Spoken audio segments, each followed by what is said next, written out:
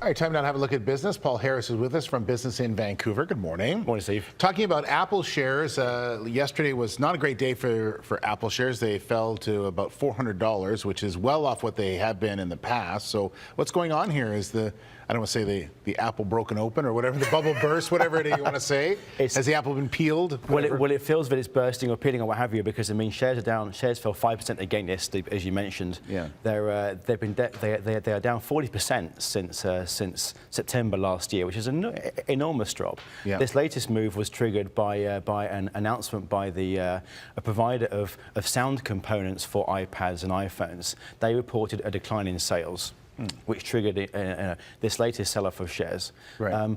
The bigger issue for Apple here is it's losing its market share.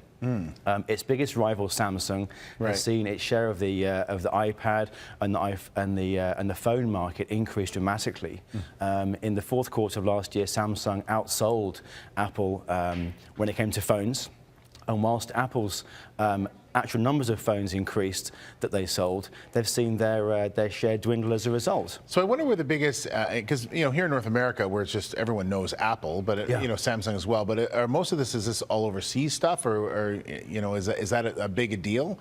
I think it's almost symptomatic of the fact that Samsung is attacking on all fronts. Everywhere you look, they're attacking. And you found that I mean, in the tablet market, which really Apple made its own with its iPad. Sure. It's seen its share fall 8% to around 43% now. So they're under attack. And there are rumours of Apple's latest iPhone a release being delayed by 3 or 4 months to September. Wow. That's causing concern. It's being viewed as a brand. It's being seen as perhaps a little less inspiring than it once was. It used to be leading the way in every sense in terms of innovation and so forth.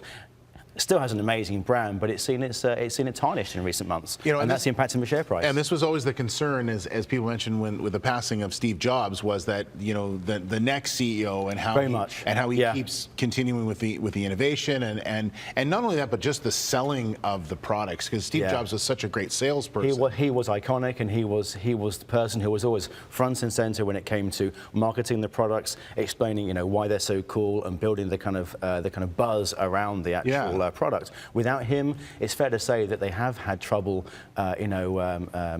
just keeping that kind of inspiring motif alive, if you like. And as we know, consumers are fickle. So if somebody comes out with something a little new and a little more cool, then they move right along. They do.